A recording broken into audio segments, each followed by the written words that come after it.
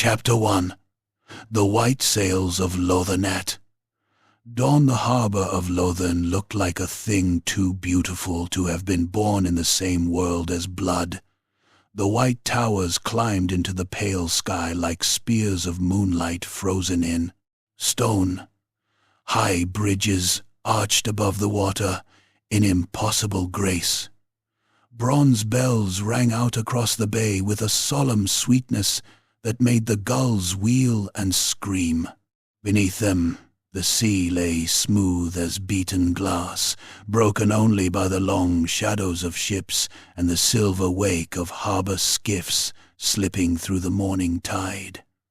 Sailcloth snapped. Oars knocked.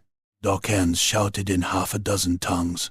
Incense burned in little brass censers at the shrine niches along the quay, failing utterly to hide the older smells of tar, bilge water, fish guts, rope mold, pitch, sweat, and old salt baked into timber. Captain Athan Firewake stood on the quarterdeck of the Star of the Tides and watched the convoy muster beneath the city's impossible splendor. His ship was lean and deadly, built for war and speed both. Her white hull chased with blue enamel, her prow carved into the likeness of a crested sea drake with its mouth open in a silent challenge. Spears stood ranked along her rails in polished bundles. Shields hung ready in their brackets. A pair of eagle-claw bolt throwers crouched fore and aft like patient predators. Her deck was scrubbed clean enough to shame a noble's table, but the grain of the wood still remembered old violence.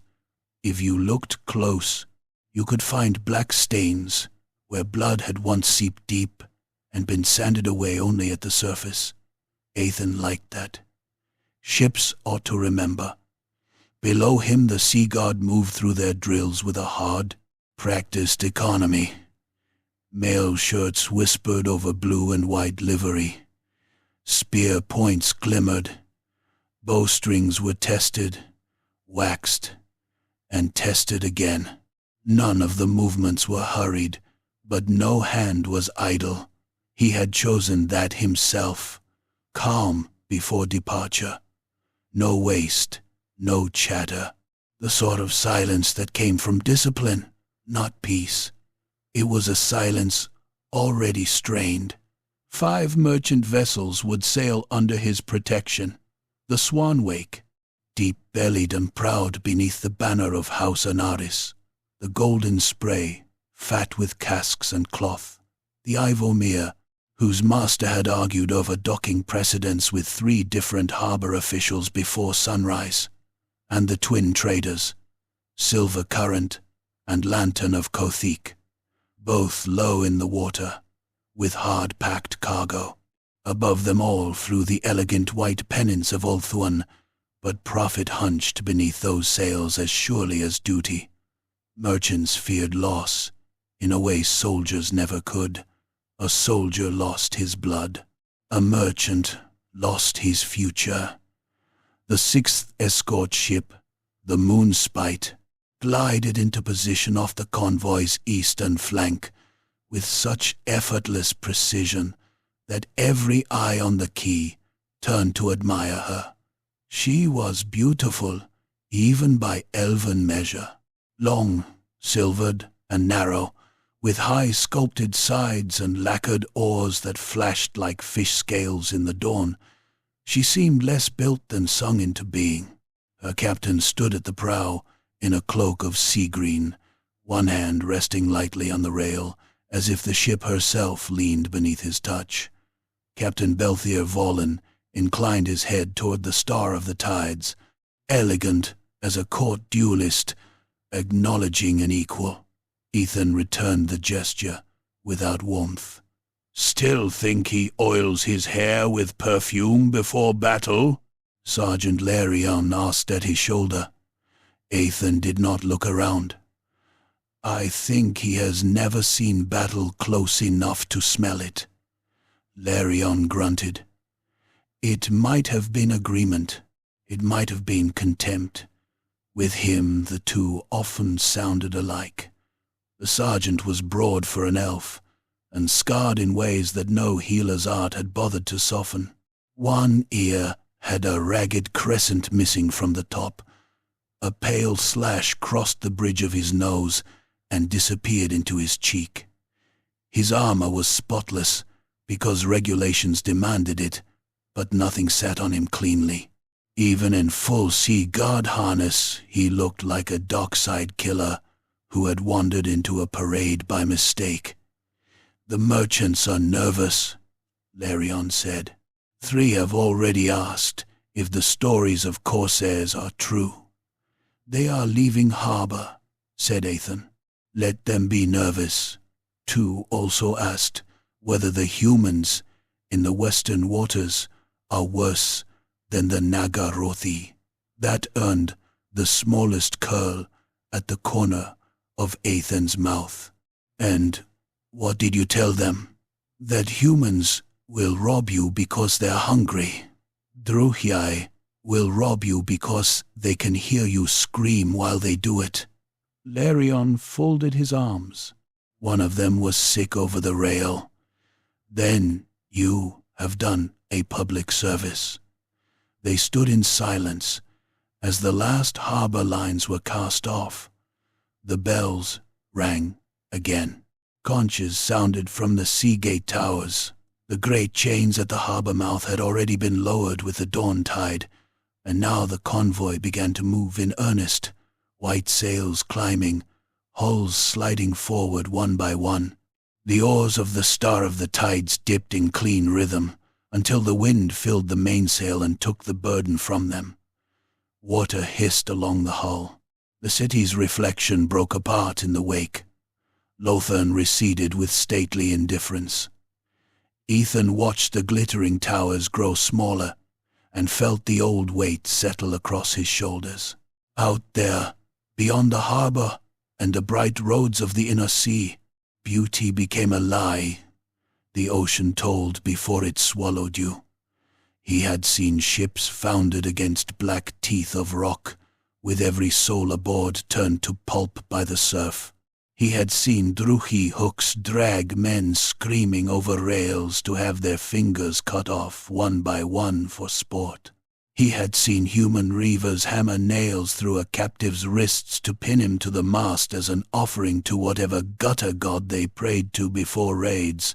The sea did not care which banner snapped above you when you drowned. It only cared that you sank heavy. By midday the white towers were gone behind haze and distance. A convoy entered the outer lanes, where Ulthuan's patrols thinned and the sea widened into a harder blue, cut with flecks of white. Wind came sharper there.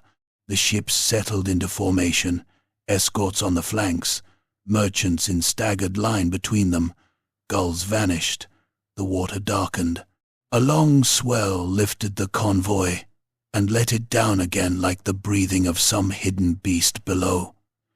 Ethan spent the afternoon walking the deck, inspecting the bows, checking the readiness of bolt crews, examining the weather with narrowed eyes. The sky remained open and clear, though the western horizon had begun to wear a grey smudge. Mist, perhaps, or storm. On the lower deck he paused beside a young spearman named Caradriel, who was tightening the binding on his shield grip for the 3rd time. "You are worrying it like a priest with prayer beads," Ethan said. The young warrior started and half bowed. "My captain, will the leather grow stronger if you stare at it harder?" "No, my captain." "Then either trust your work or do it again properly." The youth swallowed. "Yes, my captain." Ethan moved on. He knew the look in the boy's eyes. First true voyage beyond sight of the white shores. First understanding that all the songs about valor ended with lungs full of water, just as easily as with laurels. There was no shame in fear, only in letting it make your hands foolish. Near dusk, Lady Meriel Anaris came aboard from the Swanwake, under a flag of courtesy, attended by 2 house guards, with gilt helms and lacquered cuirasses that had likely never known a scratch. She was robed for travel, not court, but the cloth was too fine to mistake. Sea green silk over mail hidden cunningly beneath it, rings on 3 fingers, a dagger with a pearl pommel at her belt. Her face was narrow and composed, yet there was iron under it. Merchant nobility had to be iron. Gold alone got eaten. "Captain Firewake," she said with a smooth inclination of the head, "I hope I do not intrude. You are aboard an escort in open water, my lady. Intrusion is preferable to surprise." Her gaze flicked once around the deck, taking in the stacked shields, the ready bows, the crew at stations they pretended not to have assumed for her arrival. Intelligent, he thought. Dangerous, in a quieter way than a corsair. "I came," she said, "to ask whether Captain Vowland's suggestion of a southern adjustment will be adopted. He believes the current lane leaves us too visible." Ethan kept his face still. "Captain Vowland has many beliefs. And yours? That I was given command of this escort." There was no heat in his tone, but her eyes sharpened. She understood the answer beneath the answer. "Then I shall tell the masters to keep their present heading," she said. "They will grumble. They are merchants. It is how they remind the gods they are alive." Ethan almost smiled. She turned to go, then paused. "These waters feel wrong." That brought his attention back hard. "Wrong how?" "Too empty," she said. "No fishing craft. No coastal traders. Even the birds are scarce. I know enough of the sea to mistrust silence." "So do I." Her mouth tightened. "Then I will leave you to your work, Captain." When her skiff had departed, Larion emerged from the shadow of the aft mast. "She sees it too." Ethan nodded once. The western haze had thickened. Not a storm. A bank of fog, low and broad, creeping across the water where no fog ought to move so fast in such weather. It spread like bruised milk over blue silk. The evening light touched it and died there. "Signal the convoy," he said. "Titan formation. No lanterns once full dark falls unless ordered. Archers to upper deck. Bolt crews stand ready. Tell the drummers to keep silence." Larion did not ask why. That was one of the reasons Ethan kept him close. The orders rippled out in flags and horn calls. Ships shifted. Oars bit. The convoy drew in upon itself like a hedgehog lifting its spines. The fog came on with unnatural speed. Within half an hour it swallowed the western sky. Within another quarter hour it had touched the lead edges of the convoy and begun to thread pale fingers between the hulls. By full dusk, the world had shrunk to wet canvas, creaking ropes, and ghostly water. Sound changed. It grew close and treacherous. Every splash seemed near. Every shout seemed lost at once. The deck sweated with moisture. Mail darkened. Faces shone cold. No one spoke above a murmur. Ethan stood at the prow with bow in hand and listened.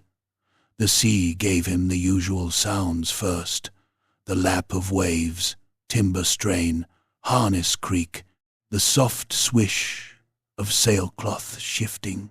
Then something else, faint, rhythmic, oars, not theirs. "Portside," he snapped. The warning bell had not yet begun to ring when the fog exploded.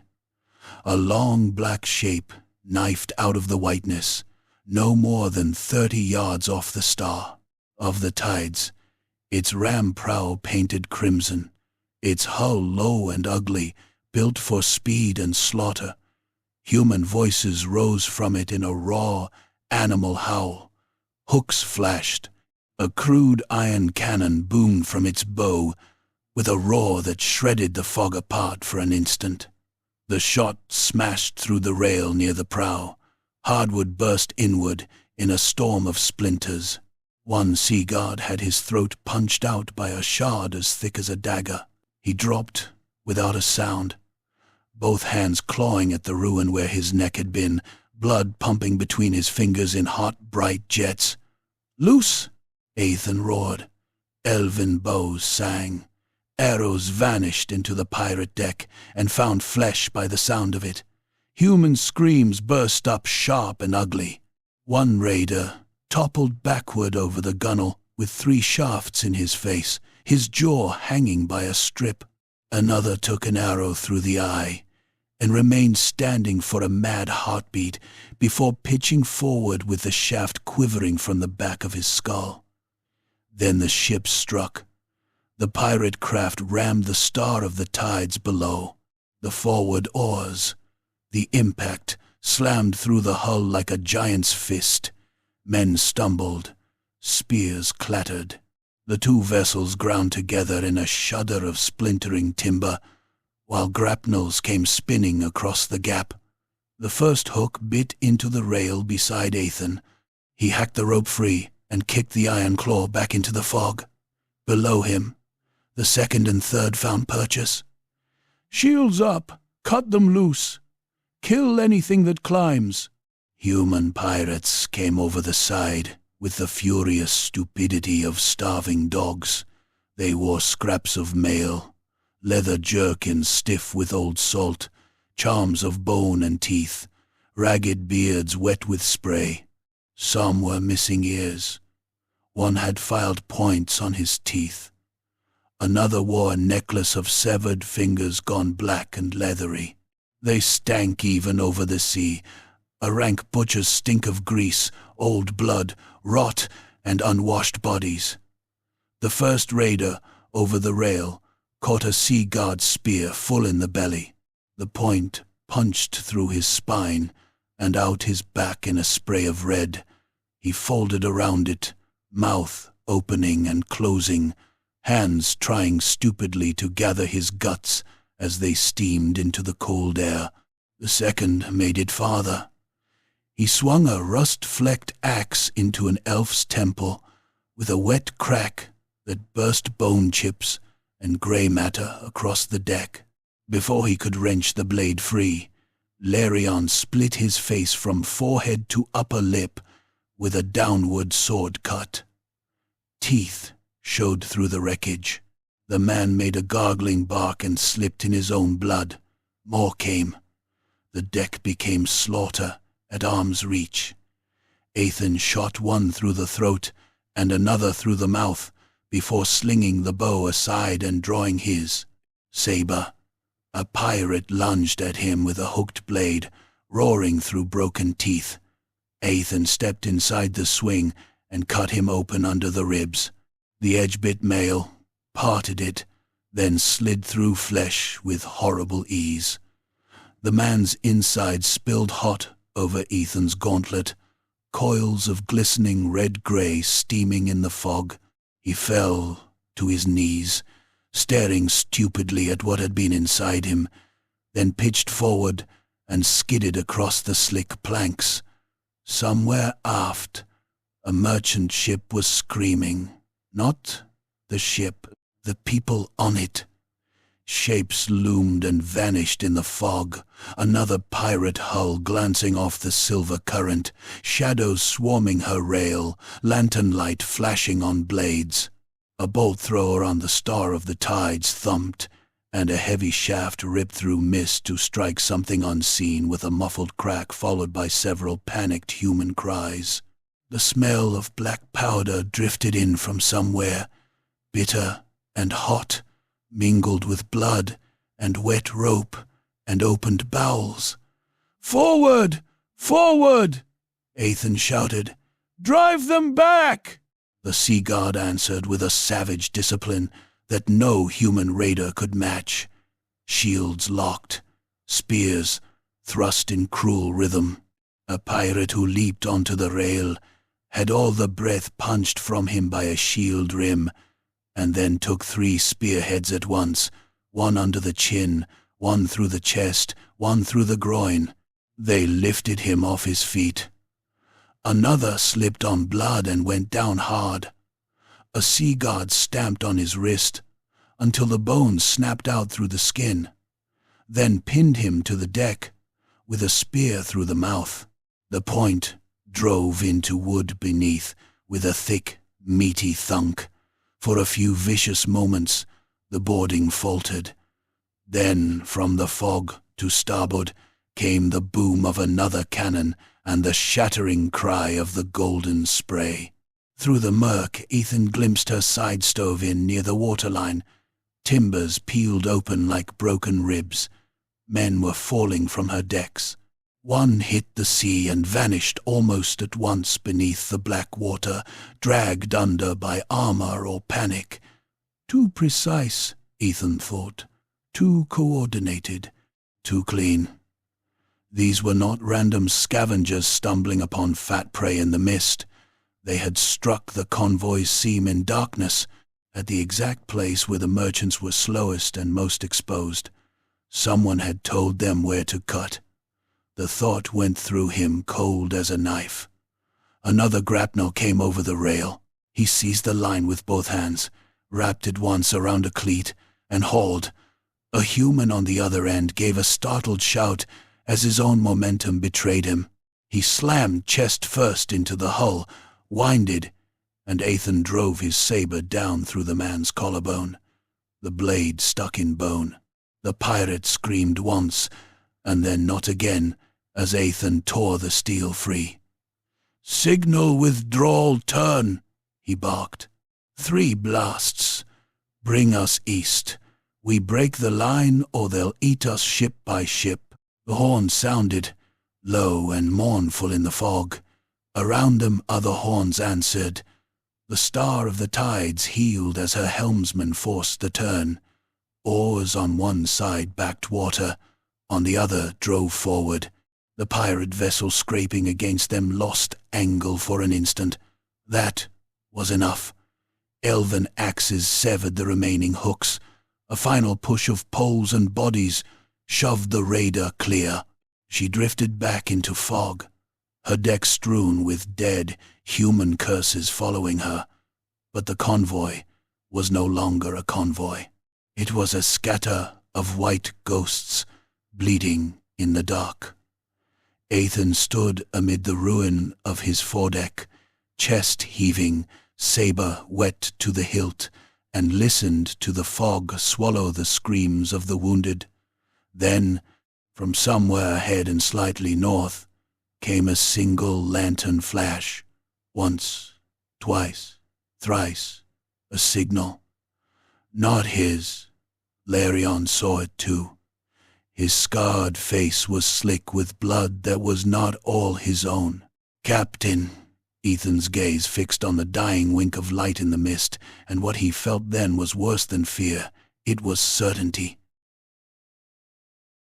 Chapter 2. Black sails on the sapphire sea morning came grey and sour, with the fog thinning in strips like old grave clothes dragged across the water. The convoy looked as though some vast beast had taken a bite from it in the dark and lost interest before finishing the meal. The white gleam of Lothern lacquer was gone from too many hulls. The golden spray rode low and wounded, her starboard side stove in above the waterline where the pirate shot had punched through and torn splinters inward like jagged teeth. Men worked at the wound with tar, planks, wedges, and prayers. The Silver Current had lost half her rail and a dozen crew. The Lantern of Kothic dragged 2 broken oars and a snapped yardarm like a cripple dragging a dead leg. Even the Star of the Tides bore ugly scars along her prow where the pirate vessel had ground against her in the fog. Blood had dried black in the seams of the deck despite all the scrubbing. It filled the grain and stayed there, a dark memory no bucket could wash clean. The dead lay in rows beneath sailcloth on the aft deck. Ethan stood over them while dawn spread in a thin, reluctant band across the sea. 4 sea guard from his own ship, 3 merchant mariners from the Swanwake brought over in the night after their chests had stopped moving, 1 house guard from Lady Meriel's retinue, his face crushed in so badly he could not have been named by it. The cloth over him rose in a little pointed tent where the broken bridge of his nose sat. One of the younger sailors had not been given a full covering. His feet protruded at the end, pale and clean, absurdly untouched by what had happened to the rest of him. Larion came up beside him, carrying a helm under one arm. The sergeant's left gauntlet was dark with old blood. The wounded are sorted. 2 will live, 3 won't. 1's begging for a knife. Ethan did not look away from the dead. And? Larion was silent for a moment. He'll get one. The wind carried the stink of hot pitch from the repair crews.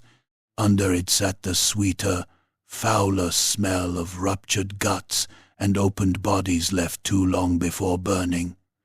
Gulls had found the convoy again. They wheeled overhead, crying as if mocking the neat rows of the slain. Ethan turned away. Bring me the pirate.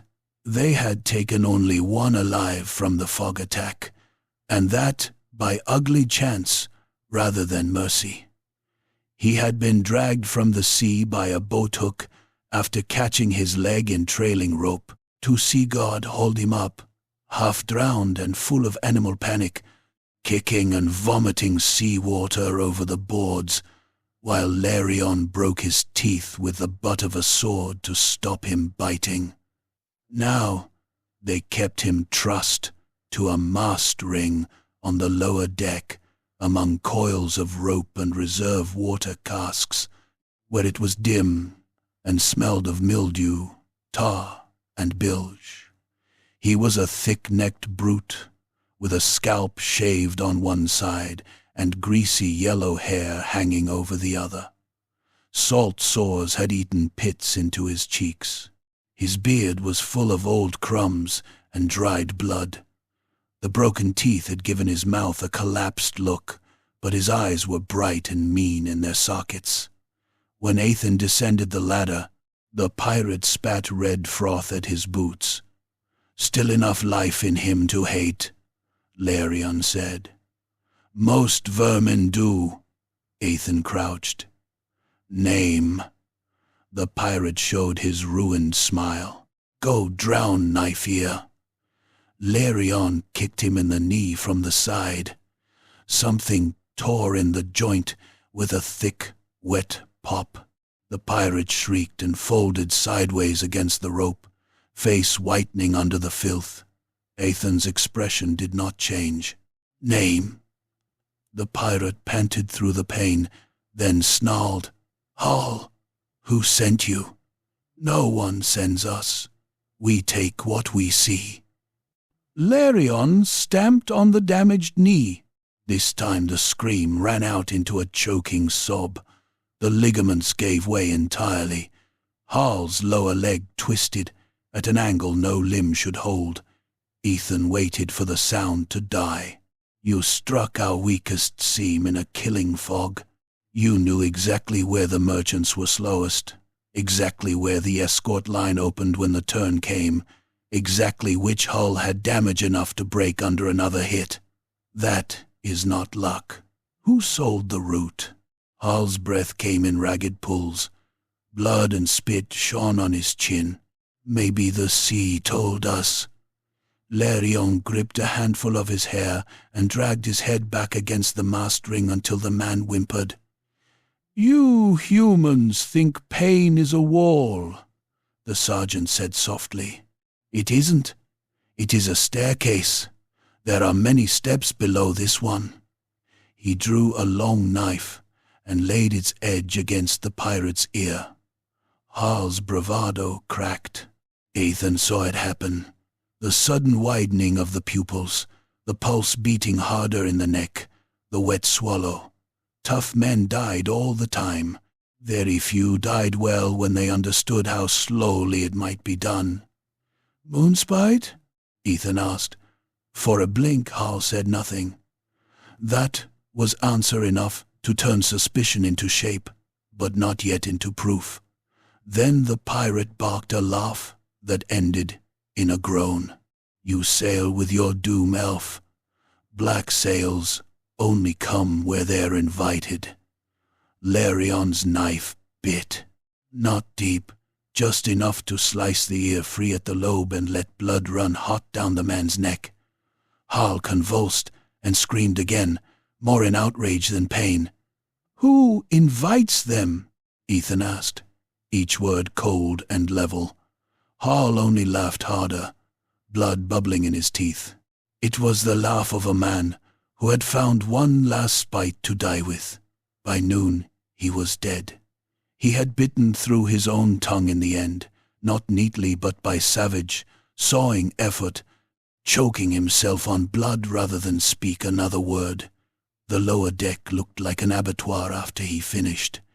Dark arterial sheets covered the planks. One tooth sat alone in the red, ivory bright as a pearl.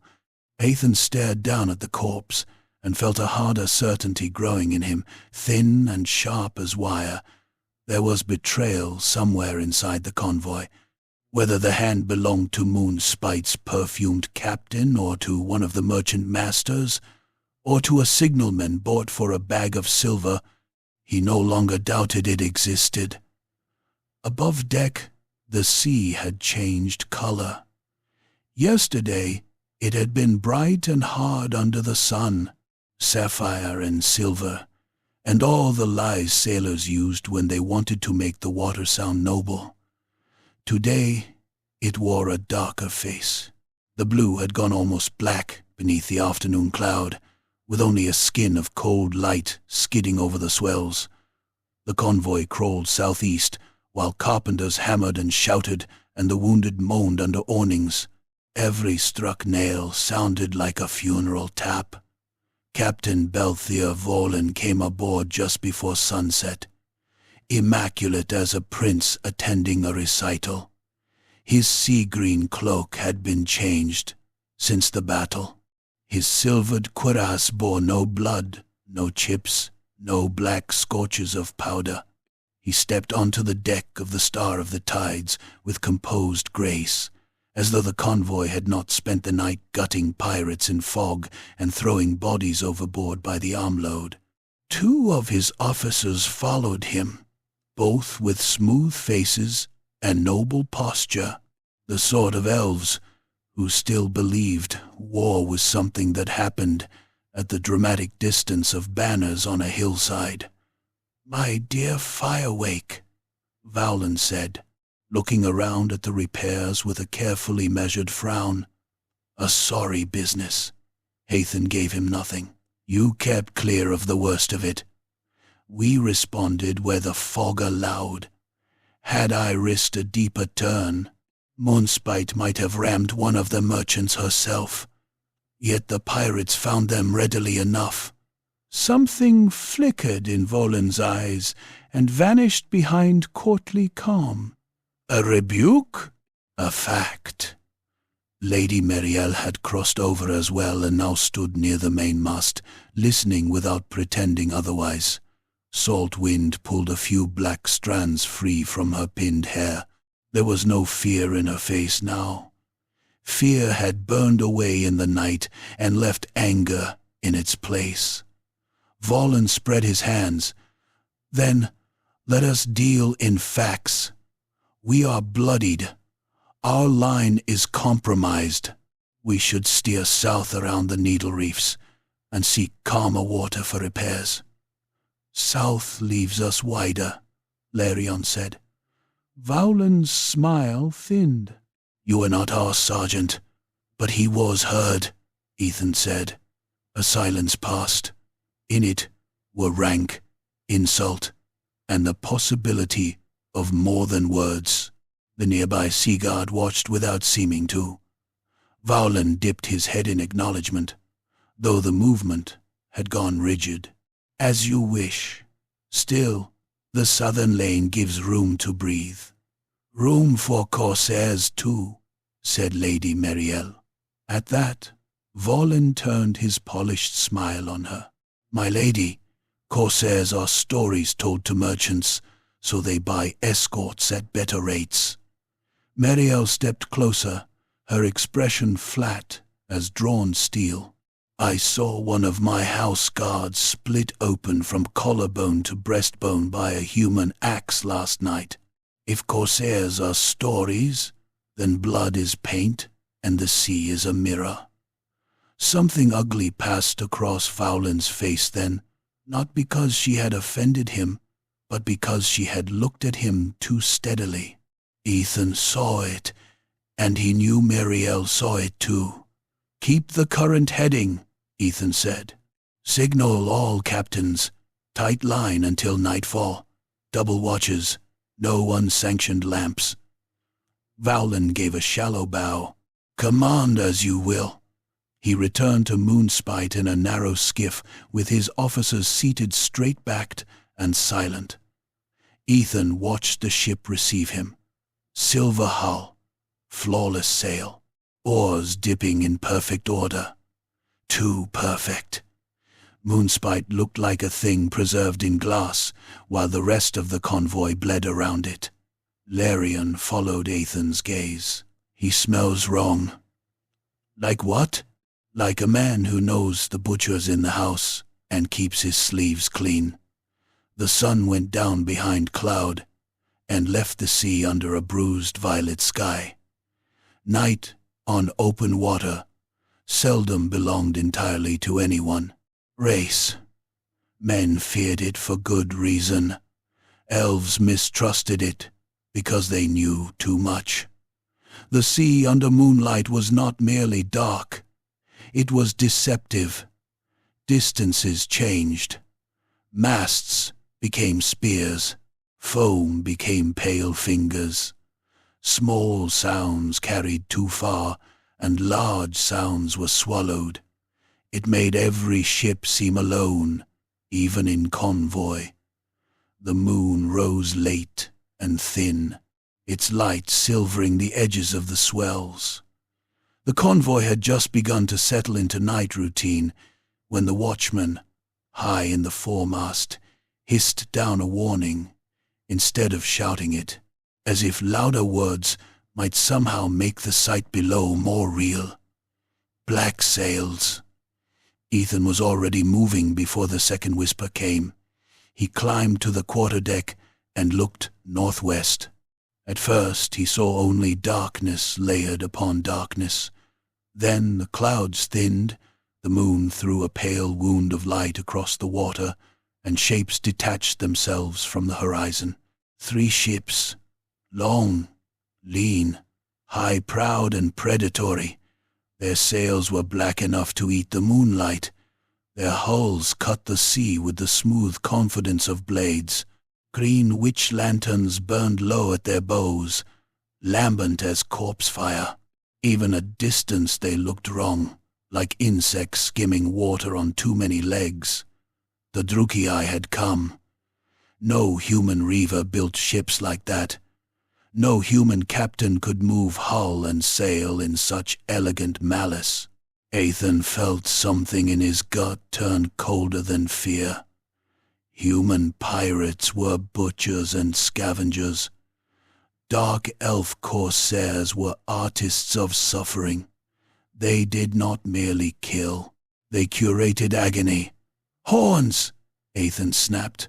All ships, battle stations, archers high, shields to rails, bolt crews on my mark. Close the rear! The convoy erupted into frantic life. Bells rang. Men stumbled from hammocks and hatches. Merchants shrieked orders no one obeyed. Oars were run out. Sail lines were hauled. Across the water, Horns answered from ship to ship in thin, urgent calls. Too slow. The corsairs were already among them. They came with terrifying swiftness, their prows slashing across the convoy's rear like wolves, cutting the old and lame from a herd. The last ship in line, the Lantern of Kothik, had no time to complete her turn before the nearest corsair struck her quarter. The impact was not a ram but a slicing pass. Iron hooks on long poles reached across in a blur. Druhiai repeater crossbows chattered. The sound was not like bows. It was harsher, a rapid metallic snapping followed by the thick, wet punctuation of bolts entering flesh. Lantern's stern castle turned into slaughter. A merchant helmsman jerked as 3 bolts punched into his chest in a line. The force knocked him backward over the tiller. Another sailor took one through the cheek and another through the throat before he could even raise his arms. He spun with the second hit, blood spraying in an arc so black in moonlight it looked like oil. One of the house guards on the quarterdeck had both eyes punched out by clustered bolts and ran blind for 4 mad steps, hands clawing at the air, before pitching over the side with a scream that ended in the sea. Then grapnels flew.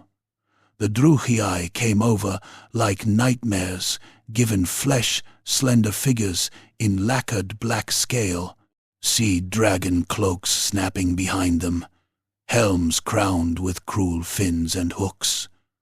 Their faces were pale in the moonlight, were not masked, beautiful in the manner of things sharpened to kill. Curved blades glimmered blue-white, barbed whips hissed.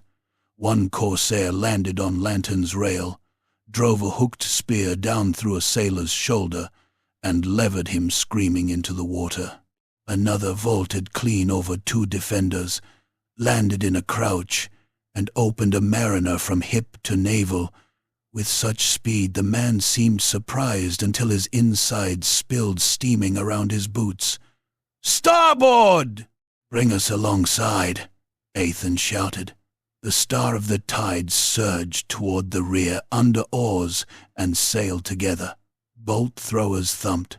One heavy shaft caught a corsair full in the abdomen as she leapt between rails and nailed her to Lantern's mast. She writhed there shrieking, black blood and darker entrails sliding down the wood while her comrades ignored her completely. Athan saw Moonspite on the eastern flank, graceful and unhurried, keeping distance, close enough to seem engaged, far enough to avoid being touched. The sight fed his anger like oil on coals. The second corsair ship swept in from the opposite side and raked the silver current with a blistering storm of bolts and arrows. Men dropped in clusters. A torch sailed from the dark and smashed against tarred rigging.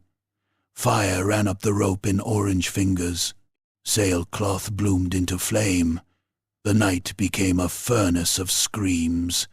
Athan's ship slammed against Lantern's port side with a crash of timber. Sea guards surged across the gap before the hulls had even finished grinding together. The first man over was Larion. He met a corsair with shield high, took a slash across the bronze rim, then drove his sword straight into her mouth. The point burst out the back of her neck in a gout of black blood. He kicked her off the blade into 2 more Druhiai climbing the rail, and all 3 went down in a tangle of limbs and curses. Athan followed, saber in one hand, boarding axe in the other. The deck of the Lantern of Kothik was slick beyond reason. Blood from men and elves alike ran between the planks and made the footing treacherous. A dead mariner lay split open from sternum to groin, his ribs spread like broken crate slats, organs glistening under moonlight. A corsair stepped over him and lunged at Athan with twin knives. He caught one strike on the axe haft, let the second scrape sparks from his cuirass, then buried the saber under the corsair's arm where the scale turned. The blade went in to the hilt. When he tore it free, a long ribbon of black entrail came with it. All around him the fight was close, vicious, and intimate enough to smell each breath. A sea-guard spearman got his point into Adruchi's stomach only to have the corsair grin through the pain, seize the shaft with both hands, haul herself down it, and open his throat with a hooked knife from ear to ear. The spearman's windpipe gaped white in the moonlight as blood sheeted over his chest. He dropped to his knees, making a bubbling cough, still trying to hold the weapon upright out of pure training. Another sea guard crushed the corsair's fingers under his shield boss, then rammed the sharpened rim into her face until her nose flattened and teeth burst through her lips. A Drushii whip curled around a merchant sailor's wrist, tore the hand half off at the joint, and left him staring at the dangling ruin before the next stroke wrapped his neck and dragged him choking across the deck. The third corsair vessel circled like a shark beyond the main melee. From its forecastle, a tall figure in scaled armor and a cloak made from the hide of some scaled sea beast watched the battle as if judging sport. Her helm was crested with black plumes, and one side of her face was bared to the moon, sharp-cheeked, smiling, pitiless, Sithra Blacksail. Even at distance, command radiated from her like winter. She lifted one gloved hand, and her ship angled in closer, waiting for the exact moment the convoy would break. Ethan killed another corsair on Lantern's deck and looked up just in time to see fire taking hold in the merchantman's aft rigging. Tar hissed, sailcloth curled. Men below were trapped between flames and enemy steel. If Lantern burned in the middle of the convoy, the others would scatter or catch in turn. He bellowed for water lines, then saw at once it was futile. Too many dead, too much fire, too many black sails closing. In the orange light of the spreading blaze, he looked across the battle-snarled water and found Moonspite again, still beautiful, still nearly untouched, her lanterns hooded, her position perfect. Not luck, not caution, choice. His jaw clenched until it hurt. "Cut Lantern loose!" he roared. "Sever every tie. We make her a pyre, and send her through them." Shock flashed on the faces nearest him. Then, comprehension. Grim, ugly comprehension. There was no saving the ship, only using her death. Axes bit rope. Grapnels were hacked free. The surviving sea guard and sailors fell back toward the Star of the Tides, while the lantern of Kothik burned hotter, her flames climbing the mast like living things. Drushii, still aboard, realized the trap too late. Some leapt for the rails. Others were driven back by spear thrusts and falling yardarms. With a final shove of poles and oars, the dying merchantman drifted free. Wind caught the fire. Lantern swung broadside and moved, not fast, but with a terrible, stately purpose, her rigging a crown of flame, her deck full of burning corpses and shrieking corsairs. She slid straight toward Sithra's nearest reaver. For the first time that night the dark elf line hesitated. Oars backed water. Orders screamed across black decks. Too late. The flaming wreck struck the corsair amidships and vomited fire across her sail. The sea lit up. For a moment every face in the battle shone in hellish orange, sea guard bloodied and grim, merchants wild-eyed with shock, corsairs beautiful and monstrous under the flames, all of them painted in the same infernal light. Then the burning rigging collapsed across the river, and the night filled with a shrill chorus of Drukiai screams so sharp it made the skin crawl. Ethan stood on the rail of the Star of the Tides as the ships pulled clear, sword dripping red-black into the sea, and watched the two burning hulls tangle together like mating serpents in a pyre. The convoy had survived again, barely, and somewhere out beyond the smoke and fire, in the movement of one untouched ally ship among slaughtered merchants, the shape of the knife in their back was becoming clearer with every corpse that floated past. Chapter 3. The Allies' Knife. By the third dawn, the convoy no longer resembled anything that had sailed out from beneath the white towers of Lothern. It was a wounded thing now, a drifting carcass of splintered elegance and desperate discipline, hauling itself southeast across a sea that had begun to look less like water and more like hammered iron. Gone was the clean procession of merchant hulls and escorting warships cutting with stately purpose through bright Ulthuan lanes. What remained limped. The Swanwake had scorch marks blackening half her stern, and a jury-rigged spar where the original had burned away in the Corsair attack. The Golden Spray rode under reduced sail, her patched hull sweating tar from hastily sealed wounds that groaned each time the swells took her broadside. The Silver Current had become a butcher's shop afloat. Blood had dried in great dark fans across her quarterdeck where the Drukiai bolts had raked her crew, and no amount of sluicing had fully scrubbed the planks clean. Even the Star of the Tides, proud and lean, now wore rent railings, rope burns, chipped lacquer, and the dark memory of too many dead. The sea gave them no peace.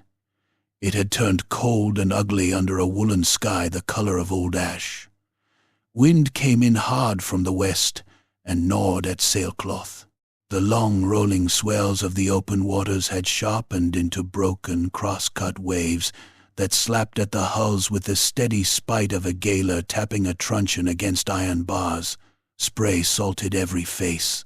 It gathered in eyebrows, on lips, in armor seams, in open wounds. Men licked the taste of it when they had no water at hand, and cursed because it made them thirstier. Above, the clouds were stacked in heavy layers and running fast. Ethan Firewake stood at the stern rail of the Star of the Tides and watched the horizon with eyes made raw by wind and sleeplessness. He had slept less than 2 hours since the first pirate attack, and those in jagged, humiliating bursts, with one hand still on the hilt of his saber. Exhaustion had not softened him. It had only stripped away the last ornament from his thoughts. Someone in the convoy was giving their enemies the route, their weaknesses, their turns. That much was no longer suspicion. It was law. The pirate captive's laughter still rang in his head when the waves fell quiet enough between crashes for memory to get a grip. Black sails only come where they're invited. The words had teeth. Worse than that, they had the stink of truth. Moonspite sailed off the eastern flank again, silver hull gliding cleanly through grey water, untouched by every misfortune that seemed drawn to the rest like flies to opened meat.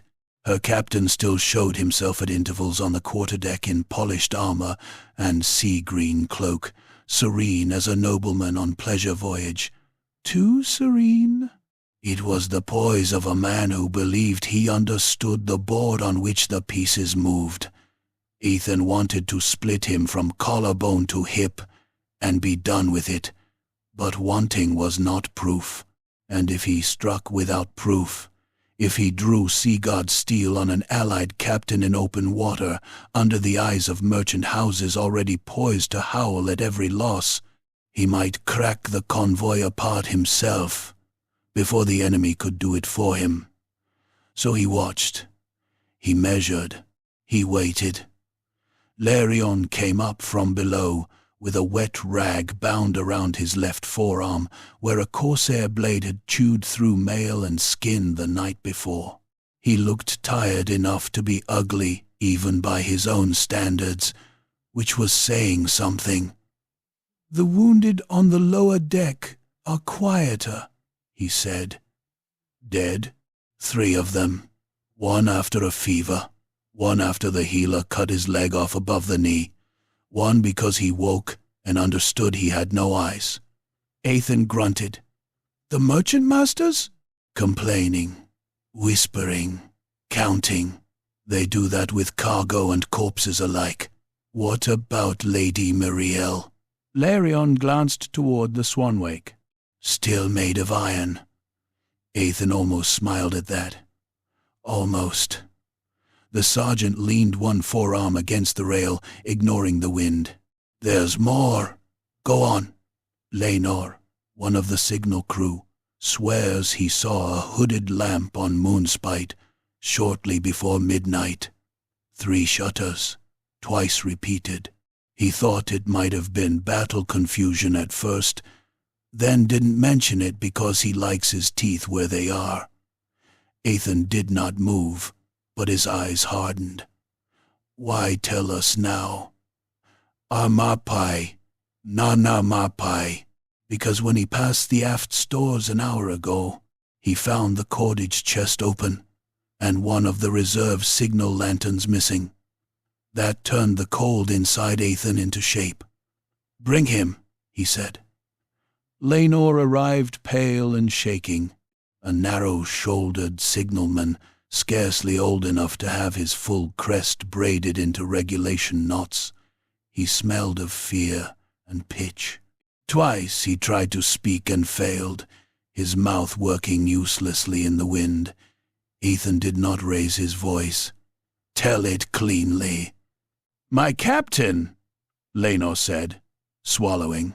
"Last night I was on secondary watch on the starboard signal rail. I thought I saw on Moonspite's stern gallery a lamp, hooded, shuttered, 3 flashes. Then again after a pause, I thought perhaps they were correcting trim orders or asking after damage, but no signal was given openly, and this morning the spare lamp from our own chest was gone.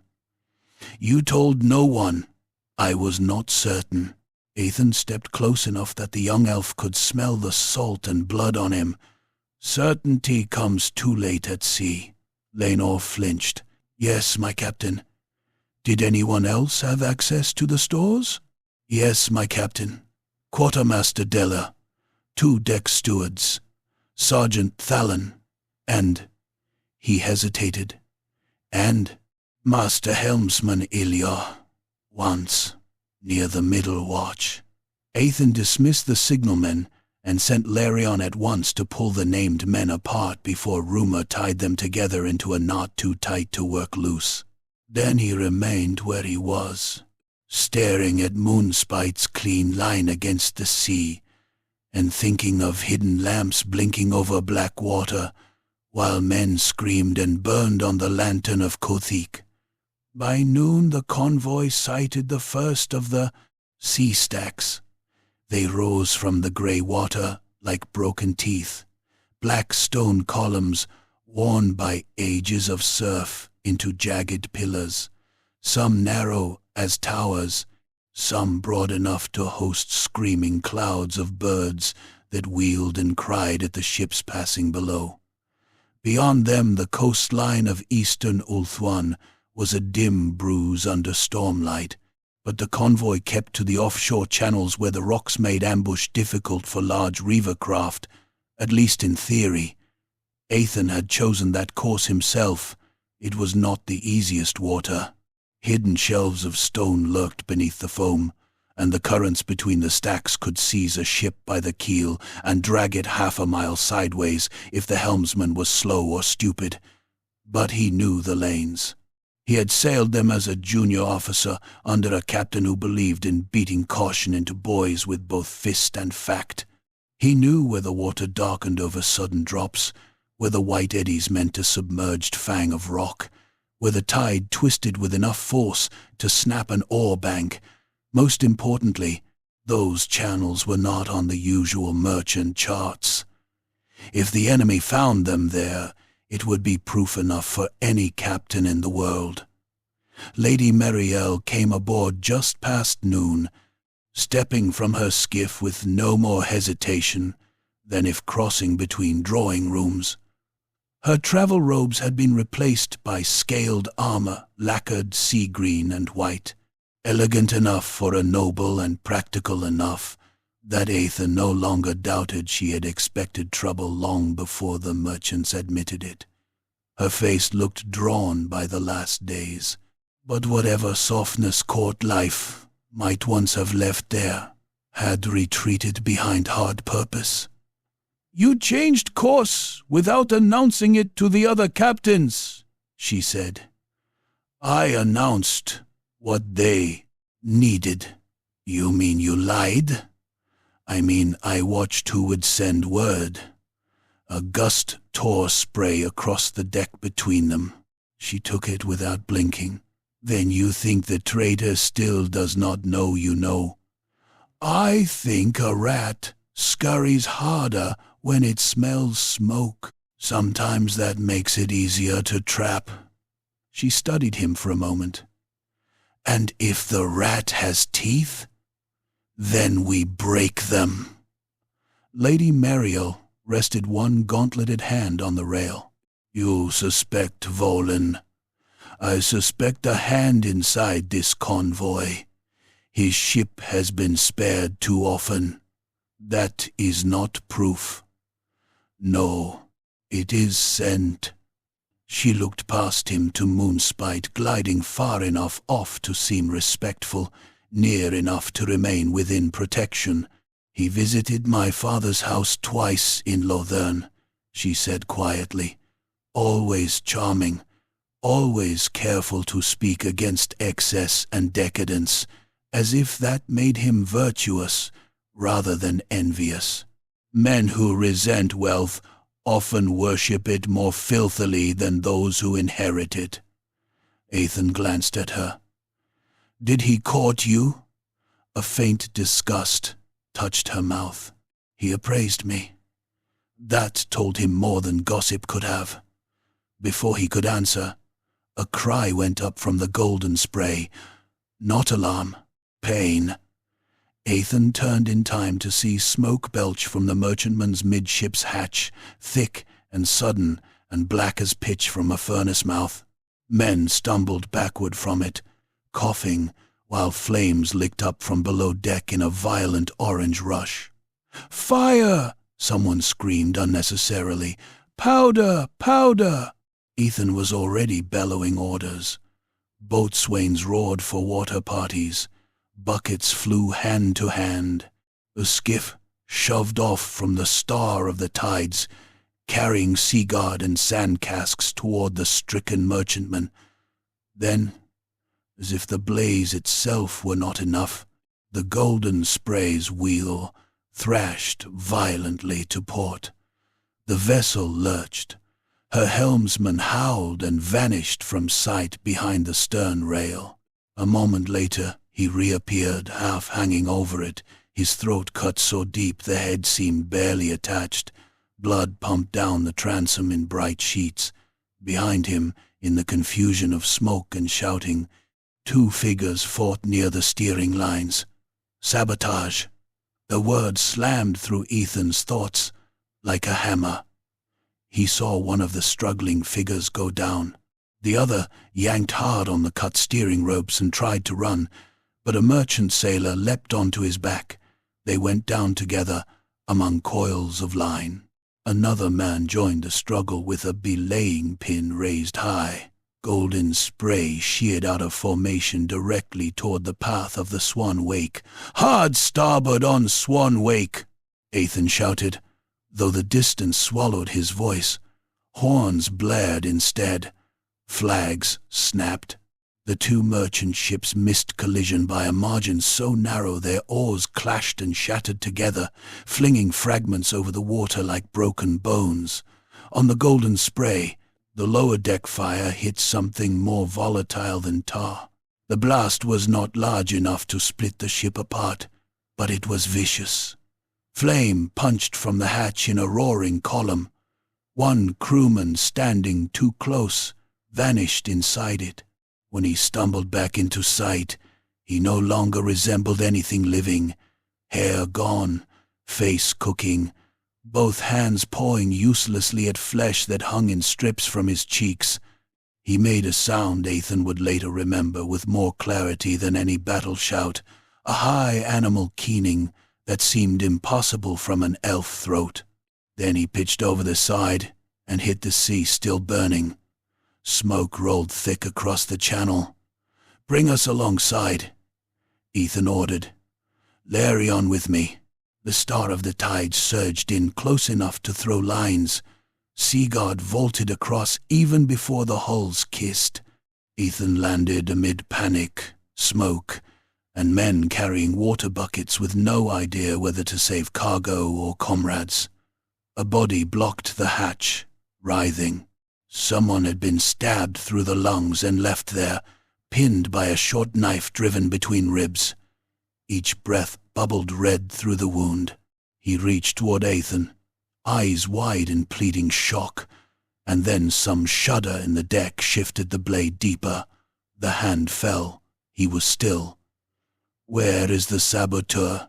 Ethan barked. A merchant mariner, half blinded by smoke, pointed aft with a trembling arm. "Took the stern walk, one of ours." "No, not ours. I don't know." Ethan ran.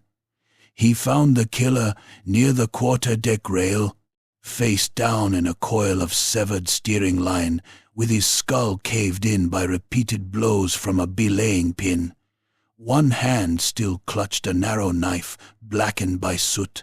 He wore a deckhand's jerkin, but the fit was wrong in the shoulders, and the ears beneath his sweat-dark hair had been trimmed to look more rounded under a cap. In death the disguise had shifted just enough to reveal the points. Not human, not merchant, not seaguard. An elf, one of theirs. Larion stooped, turned a corpse with his boot, and spat over the side. "Never seen him." Ethan crouched by the dead saboteur and searched him fast. Inside the jerkin, he found a strip of oilcloth wrapped around a sliver of carved bone. The carving was simple. 3 crescent cuts crossed by a single line, but he had seen the shape before. On the cargo, manifest marks found after the Corsair attack. A sign. A payment marker. A token of belonging. When he rose, his face had gone very still. "Captain," Larian said, looking over the smoke-choked deck toward the sea. Ethan followed his gaze. Moonspite had altered course. Not toward the burning merchantman. Not toward the threatened convoy corps. She was pulling outward into clearer water, presenting her broadside, not in defense, but in geometry, in position to command the whole line if she chose to fire. The realization came cleanly then, with no room left for hope. Belthir Vaulin was not merely informing their hunters. He had waited until damage, fatigue, and fear had hollowed the convoy enough to break it from within. As if summoned by the thought, a hooded lantern flashed from Moonspite's stern gallery. 3 times. Pause. 3 times. Again. The sea answered. From beyond the black sea stacks, from channels no large raider should have dared approach. Blind horns began to blow. Deep human blasts. Higher Druchii shrills. Then came the shapes, sliding from smoke and rain shadow and broken water alike. Human pirate galleys with red-painted prows, low and brutish, oars biting hard, and behind them the lean black silhouettes of corsair ships nosing into the channels like knives, testing ribs. How had they found the lane? Because it had been sold. The truth burned hotter than the fire on Golden Spray. Then Moonspite struck. Her flank ports snapped open in a smooth, murderous line. Not cargo doors, bolt frames, heavy ship-killing throwers, concealed beneath ornamental panels, loosed almost as one. The shafts screamed across the water and punched into the side of the silver current. One struck below the rail, bursting through two sailors and nailing both to the mast in a spray of blood and splintered spine. Another tore into the steering box, exploding wood and gears in a cyclone of shards. A third drove through the quarterdeck where Lady Mariel's house guard captain had just stepped. The bolt entered through his chest and came out carrying his backplate and half his lungs with it. What remained of him hit the deck in pieces. For one heartbeat no one moved, because betrayal sometimes arrives too cleanly for the body to understand it. Then all hell opened. Moonspite's banner still flew white in the rain-dark wind, even as her decks swarmed with armed men throwing off the last pretense of alliance. Some were Volan's sailors. Others had been hidden in the hull all along, lean killers in mixed mail and lacquer, mercenaries and reavers under elven colors. Volan himself strode to the quarterdeck rail, bareheaded now, sea-green cloak snapping, silver armor bright against the gunmetal sky. His voice carried over horn blasts, over smoke, over the first screams of the renewed attack. "You were dead the moment you sailed from Lothern," he called. "I have only chosen who profits." Larion's hand tightened on his sword until the knuckles blanched. "Let me board him." "Not yet," Ethan said, though the words tasted like gall, because the corsairs were closing from the rocks. Because human pirates were already swarming toward the crippled merchantmen.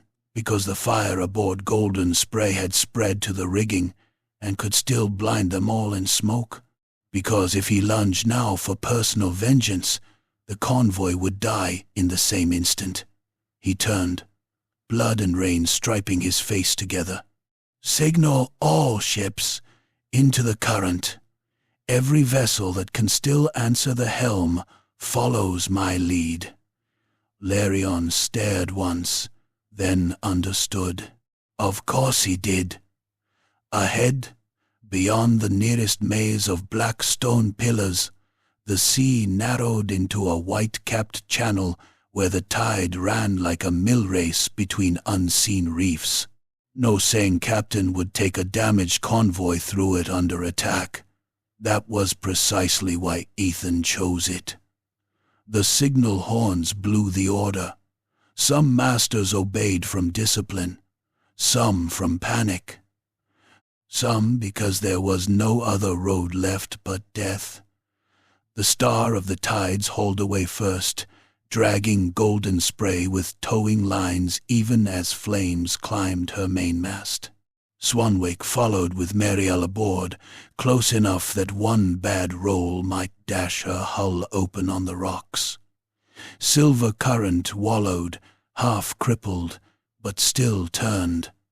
Behind them, Moonspite fired again into the confusion, while black sails and pirate galleys converged through the rain. The channel's mouth foamed white like the jaws of some vast beast waiting to crunch bones. Ethan looked back only. Once, Volan stood upon his silver deck, with stormlight on his armor and murder in his smile, and behind him the enemy came on through the sea stacks in a black flood. Then the convoy plunged into the killing current, and the sea rose up around them like a trap sprung shut. Chapter 4. Storm of Spears. The channel was a graveyard cut into the bones of the sea.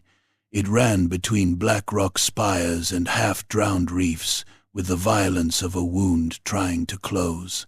Water knifed through it in white-capped torrents, colliding with hidden shelves of stone and bursting upward in fountains of spray that flashed livid beneath the storm-dark sky. The tide did not roll there. It seized, it tore at keels, like hands trying to drag ships down by the belly. The narrow passage twisted twice between the sea stacks, then widened into a basin of deeper water ringed by jagged pillars, where wrecked masts from older, less fortunate voyages still jutted at odd angles, like snapped spears thrust up from the drowned. Above it all, the sky had turned to hammered lead. Storm clouds pressed low over the channel, vast and gravid, dragging curtains of rain across the horizon. Lightning flickered deep within them, not yet striking but brooding, showing the shape of the cloud banks from within, like light inside rotten flesh. Thunder rolled across the water in distant, slow-bellied growls. The convoy plunged into that violence, broken, burning, and hunted. The star of the tides led, her oars laboring hard on one side, to keep her from being hurled broadside into the first line of reefs. Ethan stood at the quarterdeck rail, with one hand clenched around the signal post and the other around his saber, though the blade had become more symbol than weapon for the moment. Spray tore at him. Rain started in cold needles. Beneath the deck he could feel every shudder of the hull as the current lifted, twisted, and dropped the ship through waters no sane captain would have chosen under clear skies, let alone with enemies at his back. Behind them the Swanwake fought to keep formation, Lady Mariel's merchant crew handling their vessel with a desperation that had stripped all softness from them. The golden spray came after undertow, her mainmast burning like a funeral torch despite the rain. Each gust sent sparks streaming behind her, and each spark made the dark waters seem briefly filled with embers. The crippled silver current wallowed last, steering half-ruined, her surviving sailors hacking away smashed rigging with axes to keep it from fouling the rudder. And behind all of them, black sails entered the jaws of the channel. Moonspite came first, silver hull slashing through white water with murderous grace, her hidden bolt frames run out, and her white banner still flying in grotesque mockery of alliance. On either side and behind her came the hunters Vaulen had summoned, human pirate galleys with low, brutish rams painted crimson and iron, and beyond them the long, dark corsair vessels of Nagaroth, sleek and elegant as knives. The channel punished them all alike, but not enough. "Range closing!" cried the mast watch. "I have eyes," Ethan snapped, then raised his voice. "Hold us true. No one drifts. If we foul the rocks, we die where we stand." The men at the oars grunted as one body, backs and shoulders straining beneath soaked linen and mail. The helmsman had gone white around the mouth, but his hands did not shake on the tiller. The sea guard along the rails crouched behind shields slick with rain, bows waxed and ready, spears braced inboard until the fight became close enough to demand them. To starboard a breaker exploded against a hidden reef in a roar of foam, and from within the burst came the shattered stump of a mast, flung end over end by the surf. It smashed into the water 20 yards off the bow and vanished. "Gods preserve us," one sailor breathed. "The gods don't row," Larion said, passing behind the front line with his sword bare. "Pull harder." Moonspite struck first. A bank of ship bolts screamed from her forward frames and crossed the gap through rain and spray. One shaft punched through the stern castle of the Silver Current, tearing through timber, through two screaming deckhands, and out the other side, trailing blood and splinters like streamers. Another slammed into the Golden Spray's already damaged side and drove so deep the merchant hull seemed to convulse around it. A third glanced from the Star of the Tide's aft rail, shearing away a length of carved white timber and taking a sea guard's lower jaw with it. The warrior did not fall at once.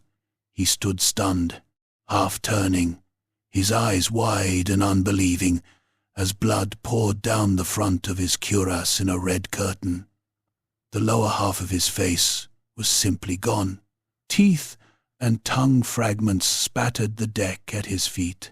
He made a bubbling hiss, staggered once, and pitched over the rail into the torrent below. "Return fire!" Ethan roared. The aft bolt-thrower of the Star of the Tides thumped. The great shaft cut through rain and struck one of the human pirate galleys just above the waterline. For an instant, nothing seemed to happen. Then the hull split along the hit like rotten fruit under an axe. Men shouted. Oars on that side snapped in sequence. The galley slewed into the current, smashed broadside against a reef, and broke open with a wet, splintering crack. Human bodies spilled into the white water. One vanished immediately. Another surfaced long enough to shriek as the current dashed him headfirst against stone and left him hanging there, bent backward, spine exposed through torn flesh. But there were more behind him. Dark elf repeater crossbows rattled from the nearest corsair ship in a metallic storm. Bolts hissed across the gap and hammered the Swanwake's decks. A merchant sailor took 4 in the belly and went to his knees, clutching at them as if he could pull death back out by hand. Another had both calves punched through and collapsed, screaming beneath the trampling boots of his own comrades. One of Lady Mariel's house guards raised a shield a heartbeat too late. Clustered bolts tore through wood, bronze, and forearm together, pinning the shattered limb to his chest before a 5th entered under his eye and put him down like livestock. The convoy burst out of the first turn of the channel into the deeper basin beyond. There, at last, the waters gave room enough for murder in earnest. Ethan saw it all in one lightning flash that cracked across the sky and turned the world white. Black rock pillars ringed the basin like the stumps of broken gods. Waves smashed between them in sheets of foam. Rain slashed down in full now, flattening spray and blood alike. Dead wreckage from older sinkings rode the basin edges, half submerged and turning, and into that bowl of storm and ruin came the last of the convoy and the whole snarling pack behind it. "Form on me!" Ethan shouted. "Merchants to the center, shields high. Kill the first boarders and the rest may still hesitate." They did not hesitate. Moonspite cut across the basin with breathtaking precision, forcing the silver current to turn or collide. The crippled merchantmen could not answer quickly enough. Their hulls kissed, then ground together. Grapnels flew instantly from Vowlin's rail. White-clad traitors and hidden mercenaries swarmed over with hooks, sabers, boarding axes. Human pirates smashed into the golden spray on the opposite side moments later, roaring through rain, their beards clotted wet against tattooed necks, iron caps low over eyes gone feral with greed. The corsair ships hung just off the melee line and fed death inward by bolts, arrows, and small waves of black-armored raiders. The basin became slaughter all at once. Ethan boarded Moonspite before the ships had even settled. He took the rail in a leap, boots skidding on rain-slick silverwood, and cut the first traitor across the throat so hard the man's head snapped sideways and a red fan sprayed over the polished deck. The second came at him with a boarding axe. Ethan parried with his saber, stepped in, and buried his elbow in the elf's mouth. Teeth burst bloody across the rein. Then he drove the saber up under the breastplate. The man jerked once, close enough that Ethan felt the body's heat through armor, and sagged off the blade. Sigurd poured after him with Larion at their point. To port, the golden spray vanished under a knot of human pirates. They came over the side like a filthy tide, hacking with hatchets, rusted falchions, butcher's hooks. One broad brute in boiled leather seized a merchant sailor by the hair and chopped into his collarbone again and again until the arm came free in a wash of red. Another smashed a mariner's face flat with a boarding maul, caving the features in until one eye burst. The deck turned slick under blood and rain. Men slipped in it and died low, under boots and blades, screaming into the planks. On the Swanwake, Lady Marielle herself stood in scaled armor near the foredeck, issuing orders through the chaos with a spear in both hands. A corsair vaulted her rail with a curved blade and sea dragon cloak streaming black behind him. Miriel met him point first. The spear entered below his chin, punched through the roof of the mouth, and came out through the back of the skull in a spray of dark blood and broken teeth. She tore it free and took another in the belly a heartbeat later, twisting the weapon as the blade found the gap beneath the rib. When she dragged the point out, something pale and glistening came with it, and slapped onto the boards at her boots.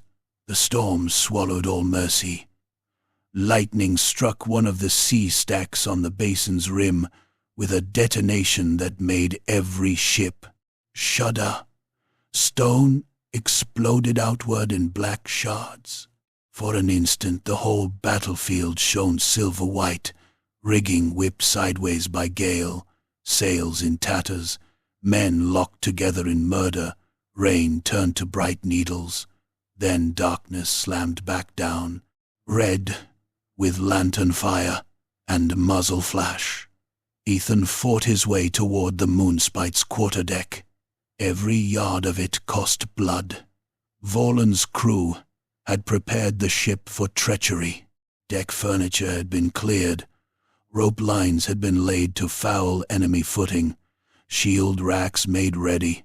Even now, amid storm and boarding carnage, the traitor's vessel fought like a duelist on chosen ground. A mercenary lunged from behind a mast with a spear. Ethan caught the shaft under one arm, let the point scrape sparks from his side plate, then hacked through the attacker's wrist. The severed hand stayed clamped around the spear as the rest of the man staggered backward, shrieking. Ethan stepped in and opened him from shoulder to sternum. Bone parted with a jarring crunch. The corpse folded around itself and slid away in the rain. Another traitor came low with 2 knives. Larion reached him first. The sergeant took one blade across his already wounded forearm without even seeming to notice, smashed his shield boss into the attacker's face, and rammed his sword under the jaw hard enough to lift the elf onto his toes. When the body dropped, Larion tore the blade free with a savage twist that pulped the throat. "Quarterdeck," he barked. "I know where he is." Volan stood there at last, outlined by stormlight beneath Moonspite's snapping white pennant. He had shed the cloak. His silver armor was spattered now, not with his own blood but with everyone else's, and it made him look less noble and more like a dueling statue dragged through a butcher's yard. He held a long saber in one hand and a narrow parrying dagger in the other. His pale hair, wet with rain, hung in dark strands against his face, yet he was still smiling. Around him his personal guard formed a last ring. They died quickly. Sigurd crashed into them with shield and spear.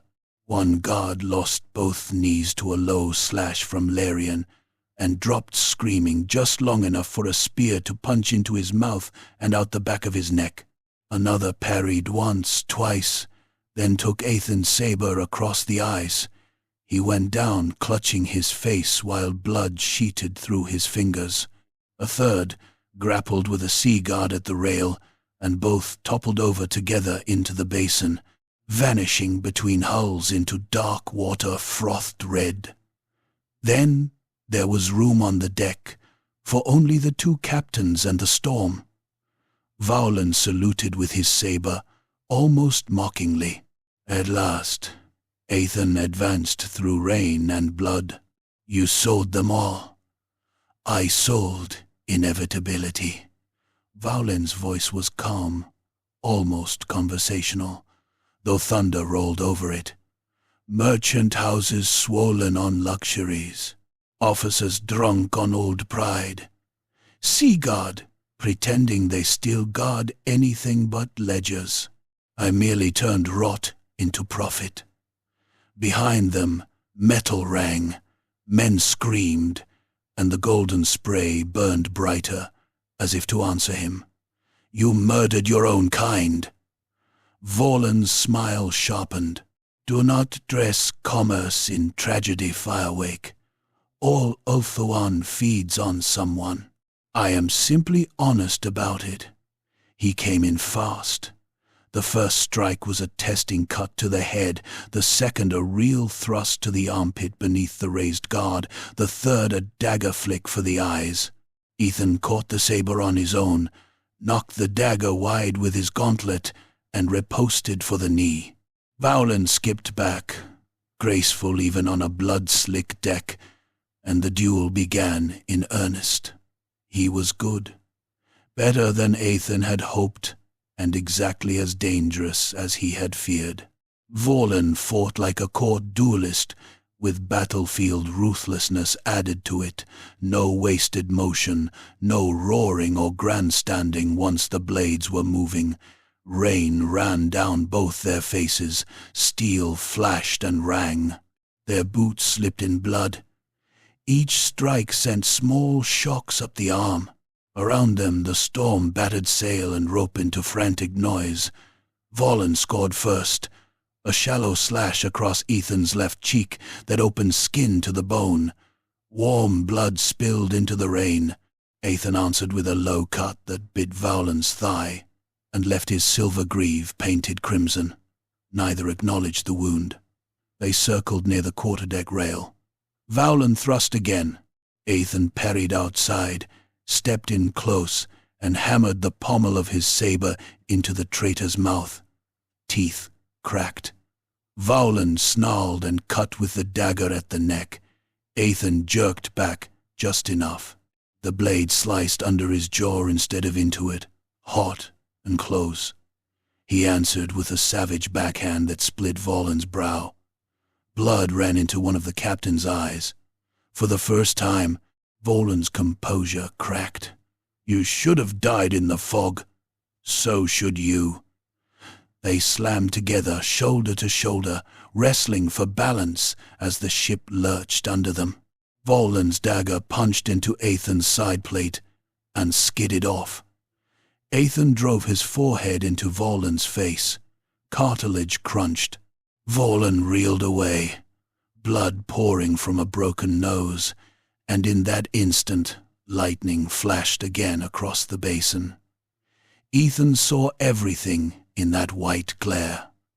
Larion on the Swanwake's boarding bridge, holding a line of sea guard against Sithra Black Sail's corsairs as they came over in black scale and green witchlight. He saw Larion ram a spear through one corsair's stomach and take a blade in the shoulder from another, only to wrench the spear free and smash the butt into her teeth.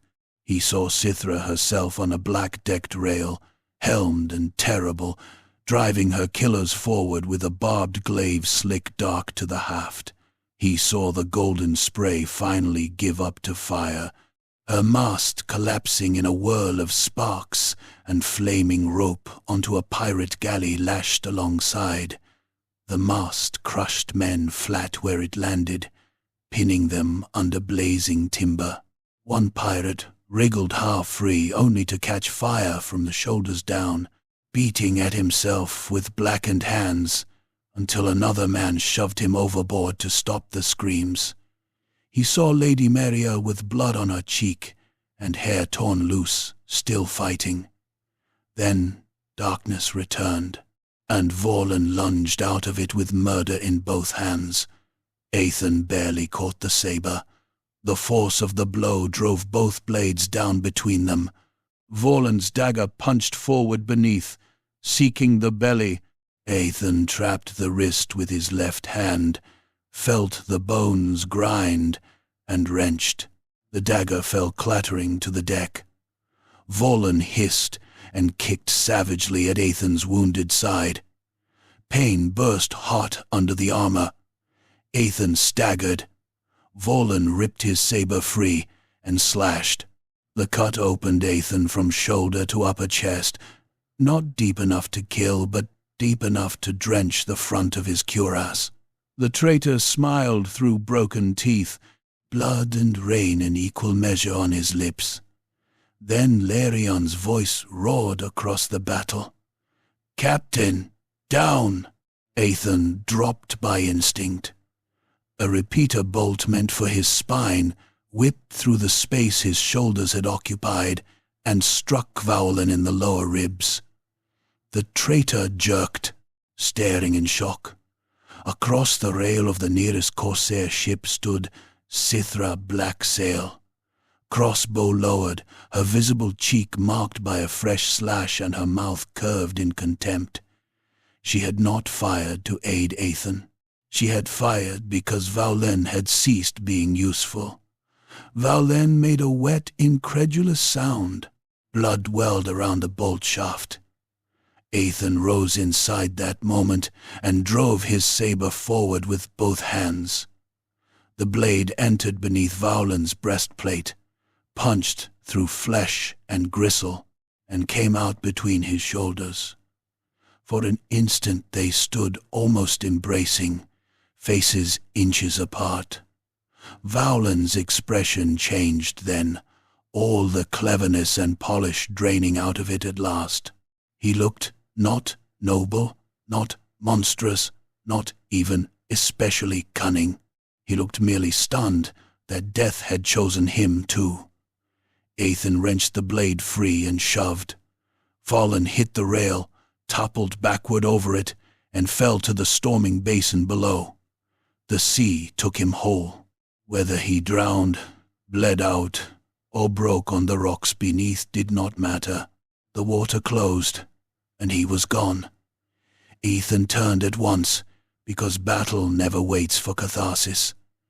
Moonspite's crew had seen their captain fall. Some fought harder in panic. More broke. Seaguard drove them backward across the silver deck, stabbing low and hard. Men slipped in rain and blood and were trampled. One traitor begged on his knees, until Larion split his skull with a downward cut that buried the blade to the hilt. Another threw down his sword and tried to leap the rail, only for a corsair bolt to take him through the back mid-jump and pin him writhing to the ship's side. Across the basin, Sithra read the battle's turn with predatory clarity. Her corsairs disengaged not all at once, but in savage little bursts kill, cut free, pull back, fire one last volley, vanish behind black hulls and spray. She herself fought a brief duel at the Swanwake's rail against Lady Marielle, glaive against spear. Marielle scored her at the cheek. Sithra answered by slicing open one of Marielle's house guards from ear to collar and kicking the body into her before springing backward to her own deck. Even retreat, for the Druchi, looked like contempt. The human pirates broke uglier. With Vowlen dead and the corsairs peeling away, discipline left them entirely. Some tried to seize whatever cargo they could reach from the crippled merchants. Others simply ran for their own ships. That doomed many of them. In the basin's storm, panic was deadlier than courage. A galley backing oars too hard clipped a submerged wreck and split itself open on hidden timbers. Men tumbled out screaming. Another tried to cut between Moonspite and the burning remains of the golden spray, misjudged the current, and was driven nose first into a reef. The impact hurled bodies forward so violently that several shattered against their own ram. Thunder cracked directly overhead. Rain came harder still. By then the surviving convoy had no strength left for pursuit, only for endurance. The Sea God secured Moonspite at spear point, killed the last diehards, and cast the dead over the side in heaps when they had to clear footing. The Swanwake limped free of the melee, with her decks piled high with wounded. The Silver Current, all but disemboweled, still floated by some hateful miracle. The Golden Spray was beyond saving. Those who could be taken off were dragged clear in boats, while the ship burned down to a blackened skeleton and began, inch by inch, to sink. At last the basin belonged, not to any victor, but to the storm. The black sails withdrew into rain and broken stone. Human wreckage drifted. Bodies bumped hollowly against hulls. Fire hissed. Thunder rolled away eastward, leaving only the crash of water on rock and the ragged breathing of survivors too tired even to speak. When dawn finally came, it came filthy and pale through thinning cloud. The sea beyond the basin had calmed to a hard grey plain streaked with foam. The surviving white-sailed ships of the convoy, what little remained of them, turned their scarred prows towards safer water and the long road home to Lothern. Their masts were shattered, their rigging scorched, their decks stained dark with blood too deeply worked into the planks to ever fully leave. Torn banners still flew, not proudly, not triumphantly, but stubbornly. Ethan stood on the quarterdeck of the Star of the Tides, with a bandage across his chest and dried blood in the cut along his face. Beside him, Larion leaned on the rail, pale from blood loss and fury both. Ahead, Lady Meriel's Swanwake still kept station. No cheers rose, no songs. There were too few left for that, and too much of the sea remained between them and home. But they had not sunk, and in that world, on that water, with all the knives hidden in white smiles and black horizons alike, survival was the nearest shape victory ever dared to wear.